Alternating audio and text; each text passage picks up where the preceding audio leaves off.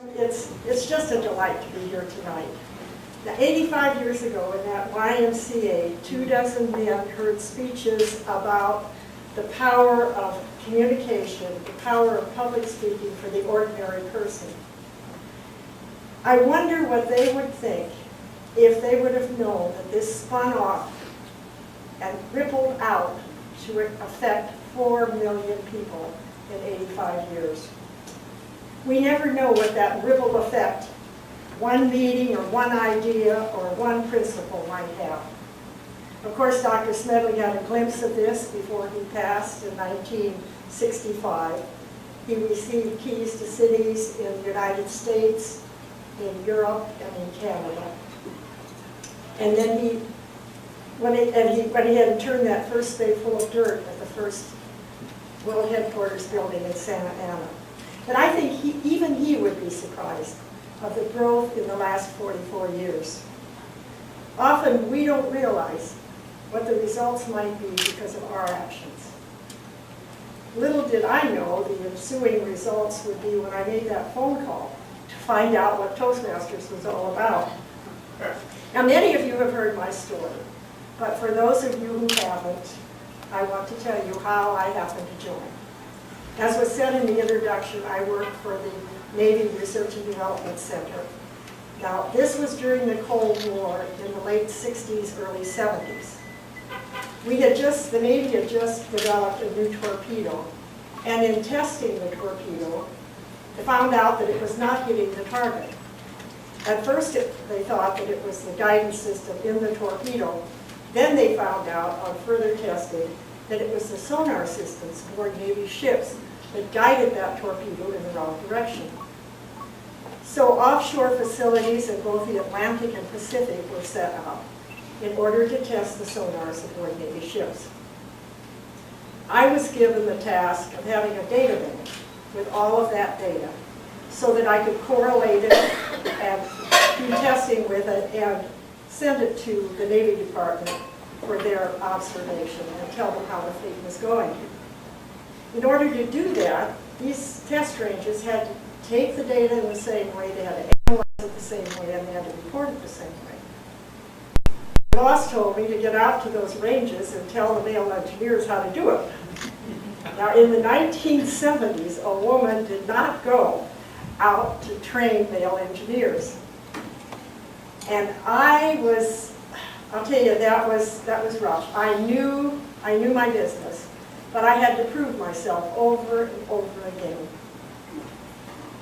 So one day I was reading our newsletter, our center newsletter, and I read the headline, "Join Toastmasters and Present with Confidence." Confidence, it's exactly what I need. And so without reading further, if I would have, I would have seen the slogan of the day, "Men on the Move." But instead I called, and of course I was told that it was all male organization and they were sorry but I couldn't join. So I accepted that.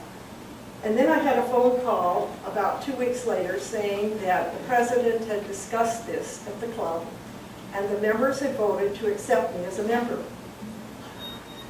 I had never attended a meeting, I didn't know what they did, and I really hesitated about even going, but then I thought, I have to attend one meeting, just one, and see what this is all about, and see if they could help me.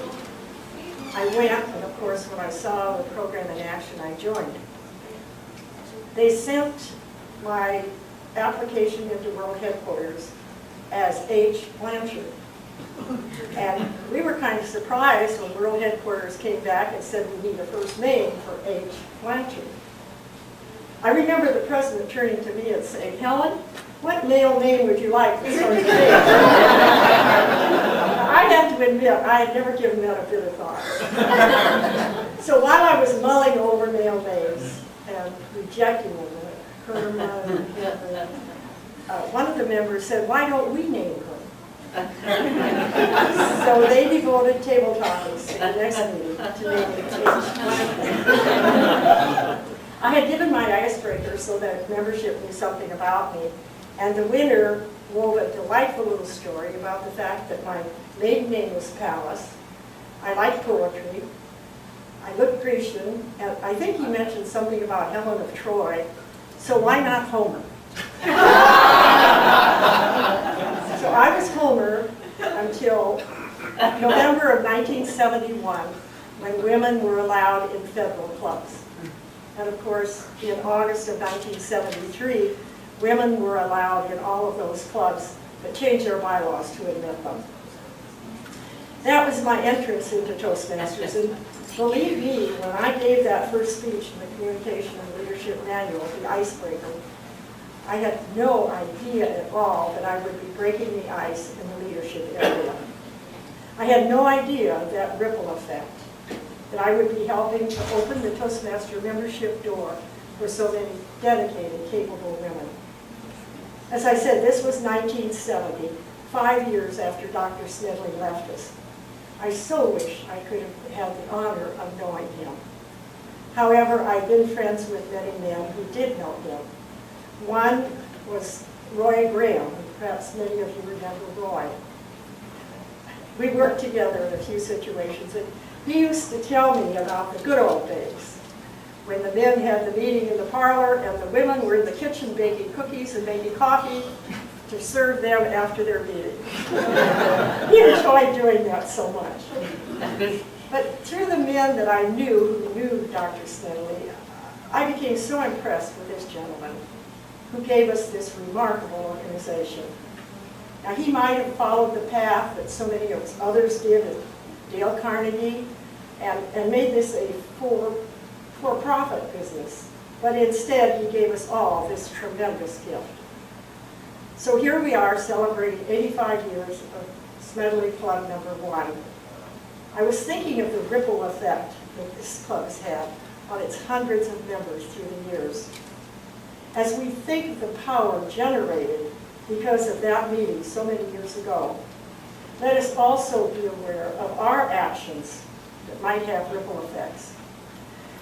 When we serve as a role model, when we ask a friend to join our program, when we serve in a leadership position, all of these have ripple effects that can last for years with other people.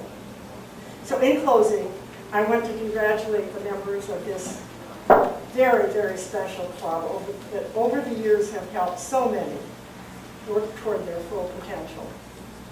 May you continue to serve as an inspiration to all of us as you continue to add to those remarkable 85 years of dedicated service.